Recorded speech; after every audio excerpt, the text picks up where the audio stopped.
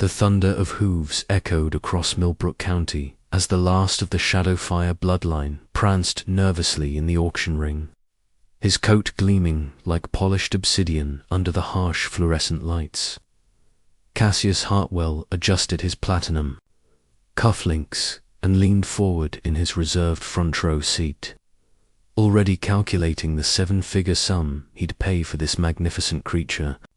The billionaire tech mogul had everything money could buy, except the one thing that had eluded him for decades: a champion racehorse from the legendary Shadowfire line. Ladies and gentlemen, the auctioneer's voice boomed across the packed barn. We present Midnight's Legacy, the last colt sired by Shadowfire himself before his tragic passing. Starting bid is $50,000. Hands shot up around the room like wildfire. Cassius remained motionless, his steel-grey eyes fixed on the magnificent 2-year-old colt. He'd wait until the amateur bidders exhausted themselves before making his move. This wasn't his first rodeo. He'd acquired rare art, vintage wines, and even entire companies with the same calculated patience. But something unexpected caught his attention. In the far corner of the barn, partially hidden behind a support beam, stood a young woman in worn jeans and muddy boots. Her honey-colored hair was pulled back in a simple ponytail, and she watched the proceedings with an intensity that made Cassius pause. Unlike the other spectators who focused on the auctioneer, her gaze never left the colt. 100,000? Someone shouted. 150, 200. The bidding war intensified, but Cassius noticed something peculiar. Every time the price climbed, the colt's ears would swivel toward the young woman in the corner. When she shifted her weight, the horse would follow her movement. When she stepped slightly to the left, the colt sidestepped in the same direction.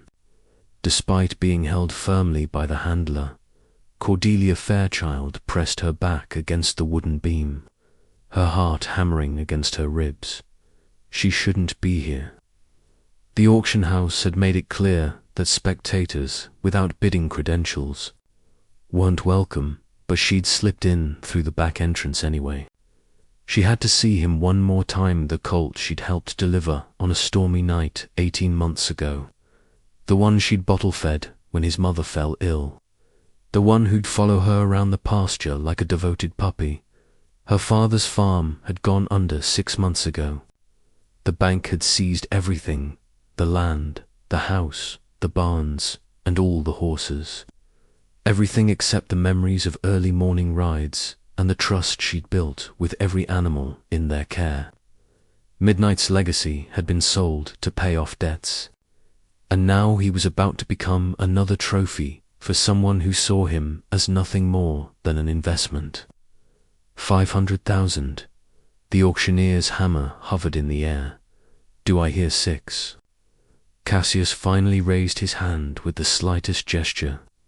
1 million. The barn fell silent. Even the auctioneer paused, his practiced smile widening as he processed the bid. This was exactly what Cassius had planned: one overwhelming offer that would end the competition immediately. But as all eyes turned to him, the colt did something unprecedented. He reared up on his hind legs, broke free from his handler, and bolted directly toward the corner where Cordelia stood frozen in shock.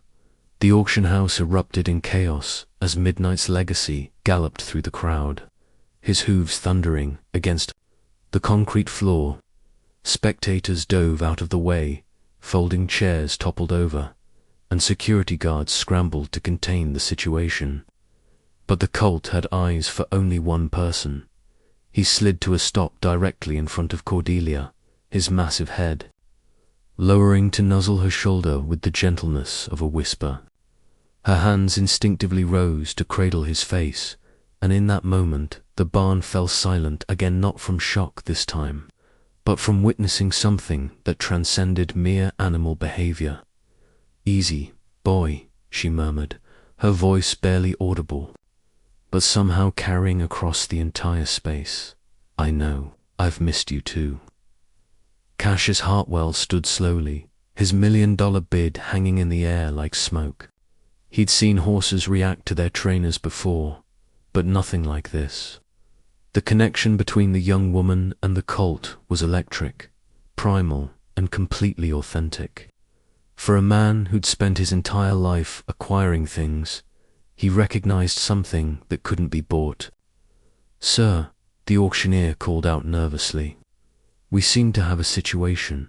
Perhaps we should continue with the auction." Cassius interrupted, his voice cutting through the murmur of the crowd. His eyes remained fixed on Cordelia and the colt. "I maintain my bid of $1 million. Cordelia's head snapped up, her green eyes blazing with a mixture of defiance and desperation. She knew she was about to lose him again, and there was nothing she could do about it. The cruel mathematics of wealth were about to separate them forever. Going once for $1 million, the auctioneer called out, clearly eager to complete the sale and restore order. $2 million, a new voice called from the back of the barn. All heads turned to see Beaumont Sterling, Cassius's longtime rival in both business and horse racing, striding through the crowd with his characteristic swagger. The oil tycoon had competed with Cassius for decades, each acquisition becoming a personal victory in their ongoing war of egos. Cassius's jaw tightened. 3 million, 5 million. Beaumont countered without missing a beat. The barn transformed into a coliseum as the two titans began their battle, each bid an escalating declaration of dominance. But as the numbers climbed into the stratosphere, something remarkable happened. With each increase, the colt pressed closer to Cordelia, as if sensing that he was being bartered away from the only person who truly understood him. $10 million, Cassius declared, his voice echoing through the now silent barn. Beaumont hesitated for the first time, his hand frozen halfway to his bidding paddle. Even for men of their wealth, 10 million for an unproven 2-year-old was entering dangerous territory. Going once for $10 million, the auctioneer announced, his voice trembling with excitement. This would be the highest price ever paid for a horse at their auction house. Cordelia felt tears threatening to spill down her cheeks. She buried her face in Midnight's Legacy's mane, breathing in his familiar scent one last time. Tomorrow, he'd be loaded into a luxury trailer and transported to some gilded stable where he'd be trained by professionals who would never know that he preferred carrots to apples, or that he was afraid of thunder, or that he'd once saved her life by refusing to cross a bridge that collapsed 5 minutes later, going twice, ... The hammer began its descent toward the podium, but something in the colt's behavior made the auctioneer pause. The magnificent animal had begun to tremble, not from fear, but from an emotion that seemed almost human in its intensity. His eyes, dark as midnight, remained locked on Cordelia's face, as if memorizing every feature. It was then that Cassius Hartwell made a decision that would change everything. Wait. Cassius's voice cut through the tension like a blade. The auctioneer's hammer froze mid-air as every eye in the barn turned toward the tech mogul. He stood slowly, his imposing frame commanding attention as he stepped into the ring. "Young lady," he addressed Cordelia directly, his voice carrying across the silent barn. "What's your name?" Cordelia lifted her head from the colt's neck, her eyes wary. "Cordelia Fairchild, sir, Fairchild, ... Recognition flickered across Cassius's features.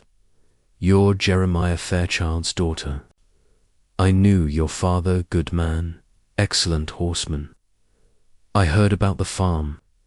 The weight of sympathy in his voice made Cordelia's cheeks burn with embarrassment. Her family's financial ruin had been front-page news in the local papers, their failure dissected like a biology specimen for all to see. "Yes, sir," she replied quietly, her chin lifting despite her circumstances. Cassius studied her for a long moment, then turned to address the crowd. "This Colt clearly has a preference. In 40 years of collecting, I've learned that the most valuable things can't be measured in dollars alone." He paused, letting his words sink in. "I withdraw my bid." Gasps rippled through the crowd. Beaumont Sterling's eyebrows shot up in surprise in all their years of competition. Cassius had never backed down from a fight. "Furthermore," Cassius continued, "I'd like to make a different kind of proposition." He turned back to Cordelia. "Miss Fairchild, I have a racing stable that employs the best trainers in the country. But what I don't have is someone who understands these animals the way you clearly do." Cordelia's heart began to race. "I don't understand, sir. I'm offering you a job," Cassius said simply. "Head trainer at Hartwell Racing. Full authority over training methods, feeding schedules, everything. Starting salary of $200,000 a year, plus performance bonuses." The barn erupted in murmurs. Such an offer to an unknown young woman was unprecedented in the male-dominated world of horse racing. "There's one condition," Cassius added, his eyes twinkling with something that might have been amusement. "You'd be training this colt. I'll purchase him, but he'll be yours to train and care for. If he proves himself on the track, you'll receive a percentage of his winnings." Cordelia felt the world tilt beneath her feet. You're serious." "I don't joke about business, Miss Fairchild. But I have one question for you." His expression grew serious. "Are you willing to prove that talent matters more than pedigree?" Before Cordelia could answer, Beaumont Sterling's voice boomed across the barn. "This is ridiculous. You can't just hand over $1 million horse to some girl who can't even afford a bidding paddle." The insult hit its mark, and Cordelia felt her father's stubborn streak flare to life. "I've been working with horses since I could walk," she said, her voice steady despite the tremor in her hands. "I may not have money, but I know these animals better than anyone in this barn." "Big words," Beaumont sneered, "but training a champion takes more than barnyard experience."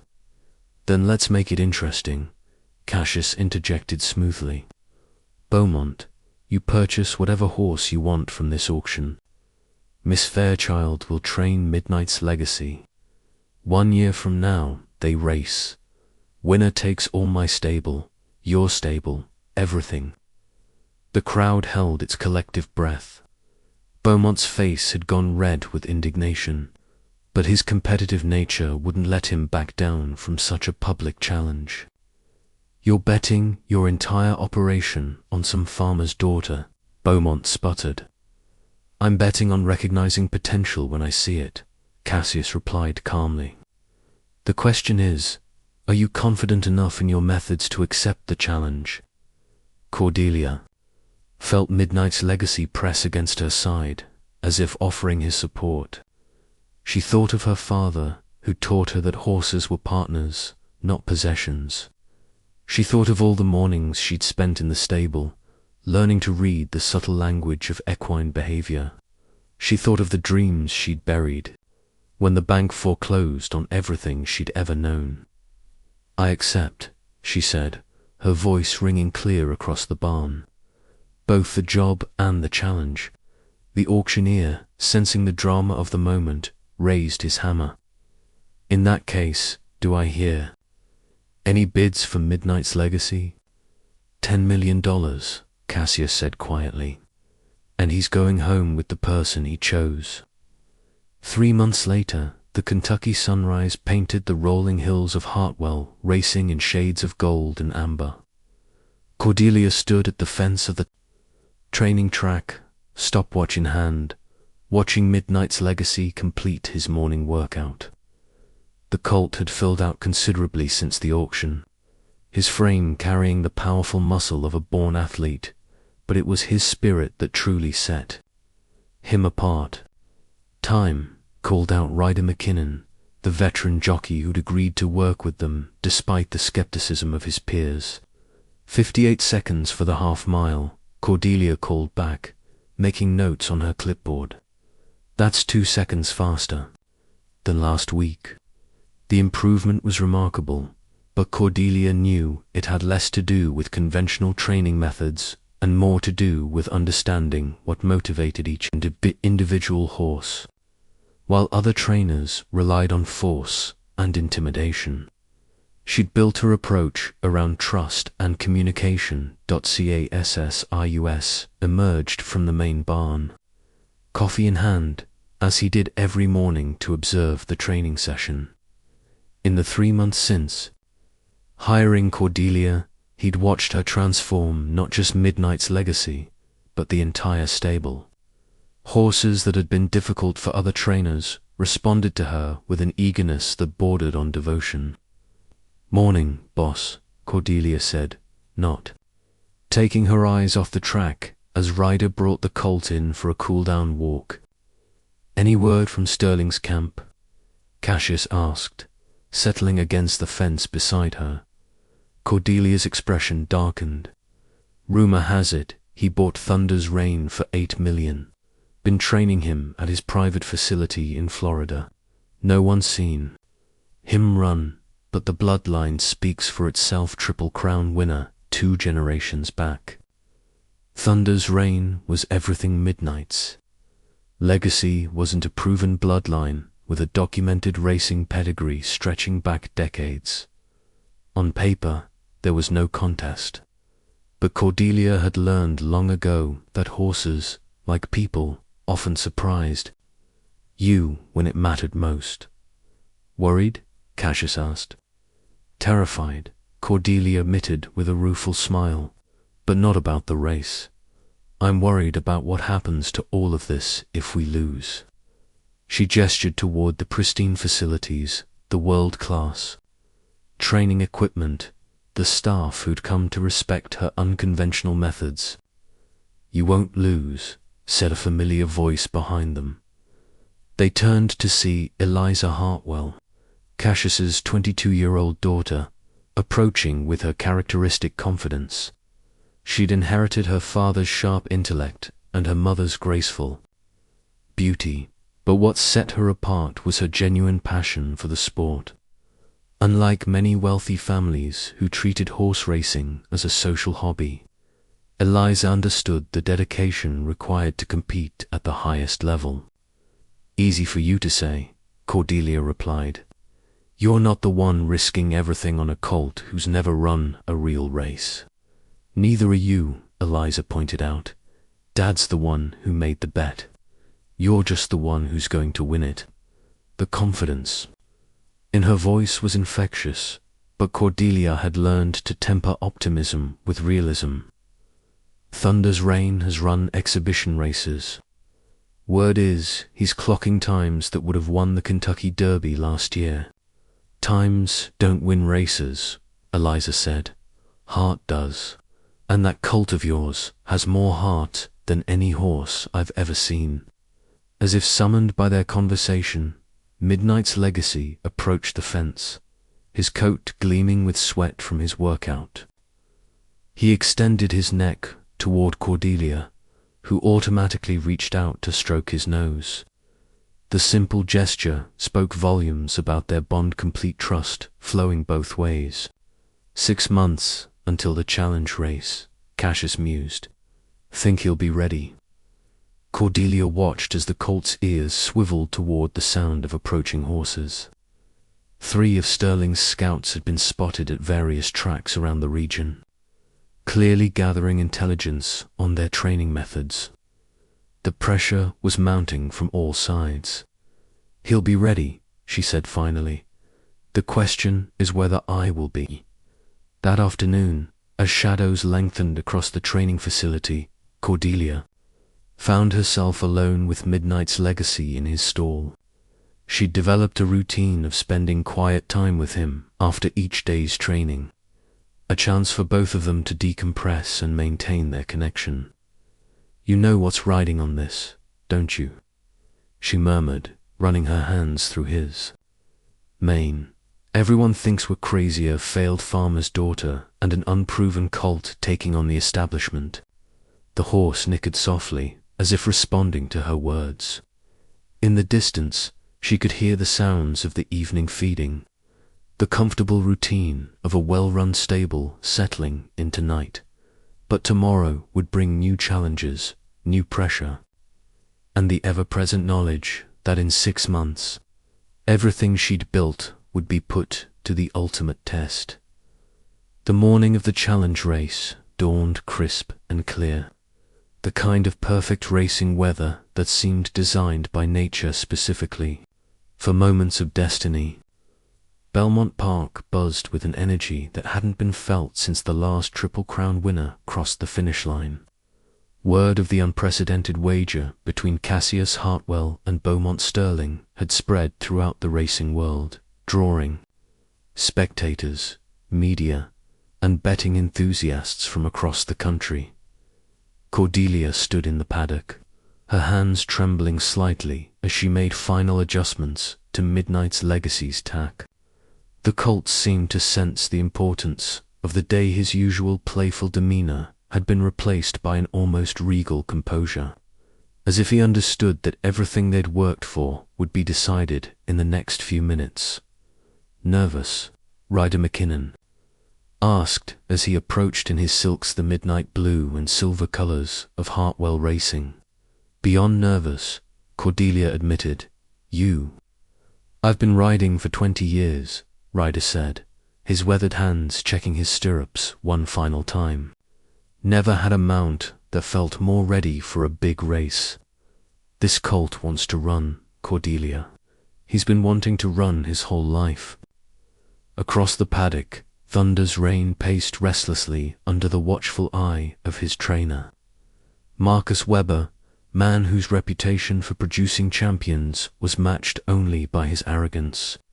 The Colt was magnificent, his chestnut coat gleaming like burnished copper, every line of his body speaking to generations of carefully cultivated breeding. "Ladies and gentlemen," the paddock judge called out, "Riders up." Cordelia gave Ryder a leg up onto Midnight's Legacy, their eyes meeting for a moment that held all the hope and determination of the past year. "Trust him," she said simply. "He'll tell you what he needs." "I know," Ryder replied, settling into the saddle with practiced ease. "We've got this." The post-parade began, and Cordelia made her way to the box seats where Cassius and Eliza waited. The crowd's roar was deafening as the two horses made their way onto the track. Thunder's Reign prancing with barely contained energy, while Midnight's Legacy moved with the fluid grace of a dancer. 1.5 miles, Cassius said, as Cordelia joined them. Long enough for strategy to matter, short enough for one mistake to cost everything. In the Sterling box across the grandstand, Beaumont Sterling raised his champagne glass in a mocking toast. His confidence was evident in every gesture to him. This was merely a formality before claiming the greatest racing stable in the country, and they're off. The announcer's voice boomed across the track as the starting gate opened. Thunder's Reign broke cleanly, immediately taking the lead as expected. His jockey, the renowned Diego Morales, settled him into a comfortable pace, content to control the race from the front. Midnight's Legacy, meanwhile, broke more slowly, settling into 4th position as Ryder had planned. "He's holding back," Eliza observed, her binoculars trained on the track. "Patience," Cordelia murmured, though her heart was hammering against her ribs. "Ryder knows what he's doing." The field moved through the first quarter mile in a respectable time, with Thunder's Reign maintaining his lead by 2 lengths. But Cordelia could see something in Midnight's Legacy's stride that the crowd could inter subtle coiling of energy, like a spring being compressed. As they approached the far turn, Ryder made his move. Midnight's Legacy began to advance, his stride lengthening with each step. The crowd's noise intensified as they realized the race was far from over. "He's moving," the announcer called. Midnight's Legacy is making his move on the outside. Thunder's, Rain's jockey sensed the challenge and asked his mount for more speed.